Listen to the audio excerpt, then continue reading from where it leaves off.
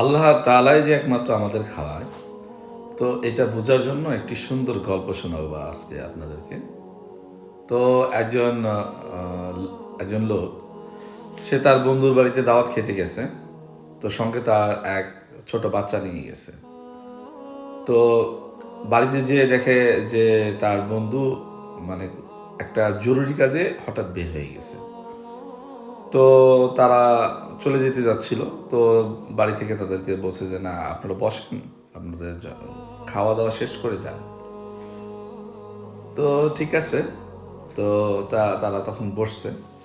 তো ওই বাড়ির যারা ছিল তারা পর্দা করত। তো তাদের বাড়ির যে মানে যেখানে খাইতে দেয় সেখানে পর্দা টানানো ছিল। তো তারা নিচে দস্তরখানা বিছিয়ে খাচ্ছিল। তো ওই পর্দার নিচে তারা ওই পাশ থেকে খাবার বানিয়ে রাখতেছিল।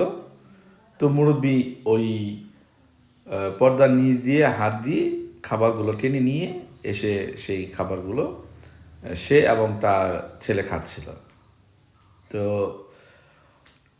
তো এইভাবে অনেক ধরনের খাবার, অনেক ধরনের মজার খাবার দিচ্ছিল। তো সে ওই পর্দার আড়াল থেকে ওই খাবারগুলো যখন দেয়, তো ওই মুরব্বি লোকটা খাবারগুলো নেয়। আর তারা বাবা ছেলে এগুলা মজা করে খাচ্ছিল। তো ছোট বাচ্চা তো, সে খাবারগুলো খেয়ে খুব মজা পাইছে। মজা পেয়ে তারা যখন বাড়ি থেকে বের হয়ে আসে, তখন সেই বাচ্চা তার বাবাকে বলতেছিল যে বাবা, আমাদের বাসায় যেও আমরা এরকম পর্দা টানায় খাবো। তো তখন বলছে যে বাবা, এই পর্দা টানায় খাওয়ার কারণটা কি? তো বলতেছে যে বাবা দেখো, ওই পর্দাটা এরকম টানাইলে ওই পর্দার নিচ দিয়ে দেখো কত সুন্দর সুন্দর খাবার আসে। তো আমাদের বাসায়ও যদি এরকম একটা পর্দা লাগাই, তো আমাদের বাসায়ও এই পর্দার নিচ দিয়ে এত সুন্দর সুন্দর খাবার আসবে। তো তখন তার বাবা হাসতেছিল এবং চিন্তা করতেছিল যে তার বাচ্চারা তো আসলে অবুঝ, ছোট, এত তো তার এখন ওই বুদ্ধিটা হয়নি যে আসলেই ওই পর্দার জন্য ওই নিচ থেকে ভালো খাবার আসতেছে না। ওই পর্দার আড়ালে কিছু মানুষ তাদের জন্য সুন্দর সুন্দর খাবার রান্না করে তাদের মেহমানদারির জন্য দিচ্ছিল।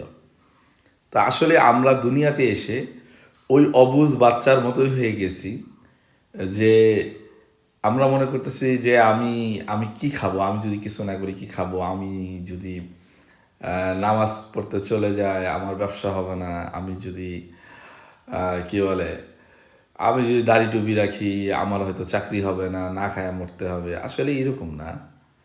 এই ব্যবসা চাকরি এগুলা হচ্ছে আসলে ওই পর্দার মতো, যে আল্লাহ আপনার যে রেজিক রাখছে সেটা আপনি পাবেনই, কিন্তু কাজ করতেই হবে। আল্লাহ রাসূলও কাজ করেছেন, চেষ্টা করতে হবে, কাজ করতে হবে, এবং আপনার কাজ দক্ষতার মাধ্যমে আল্লাহ তাআলা আপনাকে দেবেন।